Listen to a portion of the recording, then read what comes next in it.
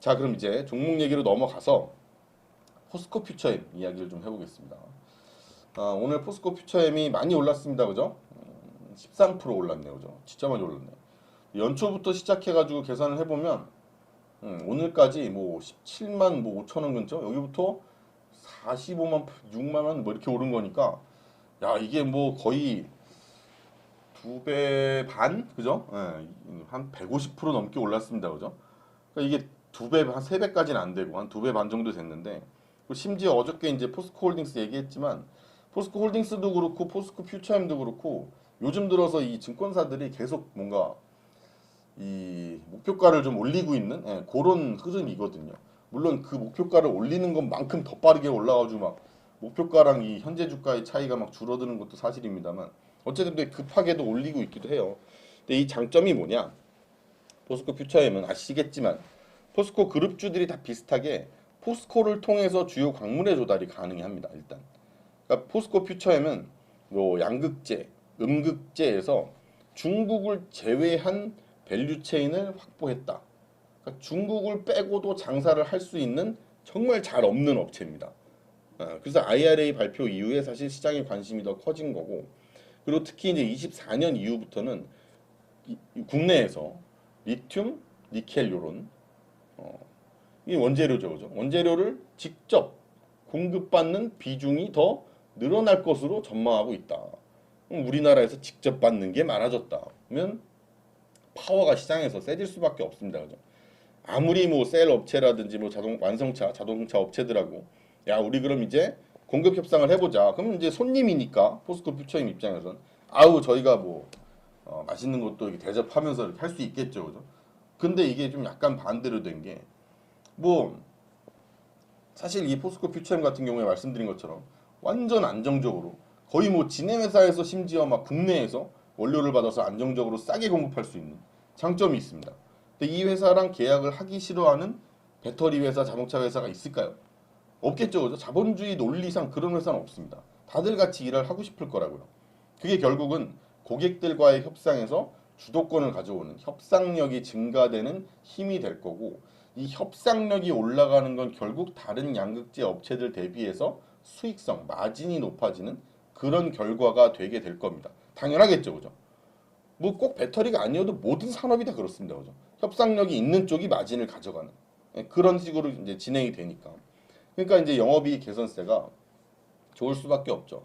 올해 2분기부터 봐보면 매출액은 1조 2,500억 정도 됩니다. 대략. 영업이익은 한 504억 정도 되네요. 근데 이거 나눠보면 이제 양극재 부분에서 매출이 여기 이제 8,147억 이렇게 돼 있죠. 그죠? 근데 어찌 보면 이게 1분기에 7,112억인데 7,122억인데 근데 매출이 8,140억으로 늘어나는 거니까 되게 많이 늘어나는 것처럼 보이진 않습니다. 그죠? 매출이 생각보다는 좀 덜 늘어나는 그런 느낌인데 이게 왜 그랬냐면 이거는 이제 얼티엄 세일즈라고 하는 그쪽으로 이제 나가는 NCMA 출하량이 전망치보다 조금 적게 나갔다고 해요. 그래서 양극재 전체 판매량이 전분기 대비해서 크게 늘어나지 않으면서 매출도 8,147억 정도로 전분기랑 크게 늘어나지 않는 물론 늘어나긴 충분히 늘어나요. 사실 10% 이상 늘어나지만 우리가 생각하는 것처럼 늘어나는 건 아니죠. 그죠? 대신 판매 가격이 전분기 대비해서 믹스가 좀 개선이 되면서 5% 정도 높아졌을 걸로 예상을 하고 있습니다. 그래서 영업이익은 훨씬 좋습니다. 1분기가 200억 단위였으면 2분기는 500억 단위다라는 거예요. 그러니까 1분기에 비해 훨씬 극단적으로 좋다라고 볼 수 있습니다. 물론 예상치보단 덜 좋습니다. 그만큼 예상치가 진짜 높아요. 근데 예상치보다는 조금 못한다, 못할 것이다라고 보고 있고 이제 음극재 같은 경우에는 뭐 전분기 대비해서 출하량이 20% 정도 증가를 하고 또 전분기 대비해서 이제 실적 같은 것도 이제 좀 늘어날 걸로 추정을 하고 있는데 뭐 흑연 가격이 떨어져가지고 수익성도 괜찮다고 하더라고요. 근데 뭐 중요한 건 일단은 뭐 양극재니까. 근데 이게 말씀드린 것처럼 실적이 2분기 실적이 기대가 높았어가지고 기대보다 좀 하회입니다. 1분기가 200 얼마고 이제 2분기가 500억 단위인데도 불구하고 예상치보다는 좀 적은 이런 건데 그걸 중요하다고 보기보다는 이제 어제도 이제 포스코홀딩스 얘기를 하면서도 말씀을 드렸지만 포스코 그룹이 이제 11일 날 그 밸류데이라고 해가지고 양극재 캐파 목표 이런 걸 늘렸잖아요. 그 밸류데이에서 발표를 한 걸 보니까 이래저래 해가지고 이제 2030년에 100만 톤 이렇게 제시를 했단 말이에요. 양극재 캐파 목표를. 근데 이게 그 전에 제시를 했을 때가 61만 톤이었는데 61만 톤을 100만 톤으로 바꿔버렸으니 얼마가 늘었어요? 한 60% 이상이 더 늘어난 수치입니다. 그죠? 캐파가 그만큼 많이 높여 잡았고 음극재 캐파도 37만 톤을 제시했는데 이전에가 32만 톤 제시했다가 37만 톤 된 거거든요.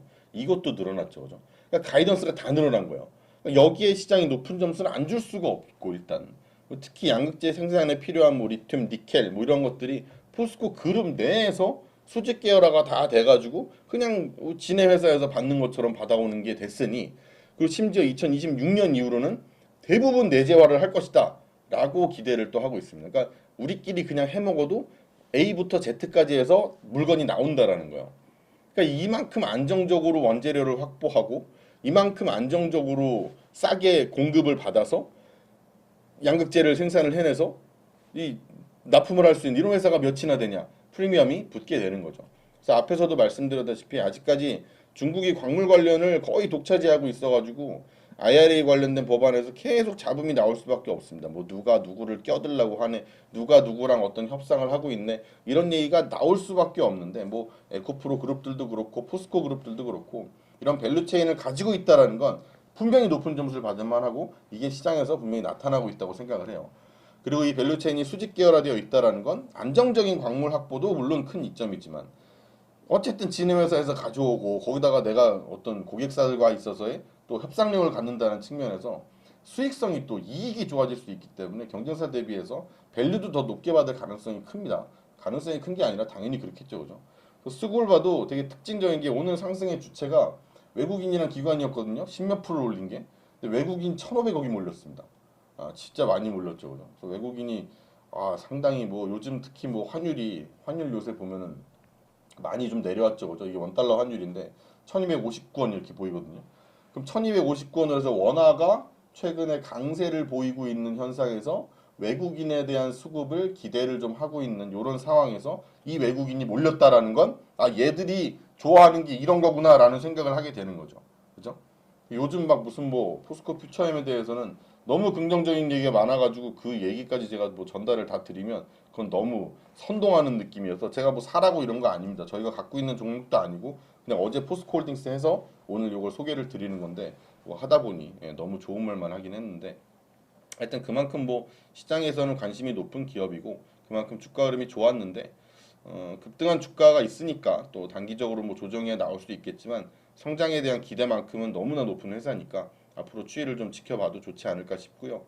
그리고 이게 뭐 그냥 바람이 아니라 우리가 뭐 기업을 분석하고 저도 조사를 함에 있어서 다 데이터로 확인이 되는 거니까 한번 지켜보자고요. 그럼 포스코 그룹에 대해서 이야기를 해봤고 오늘 얘기도 도움이 되셨으면 좋겠습니다. 그럼 저는 내일 또 재밌는 영상으로 돌아오죠. 끝까지 시청해주셔서 고맙습니다. 끝!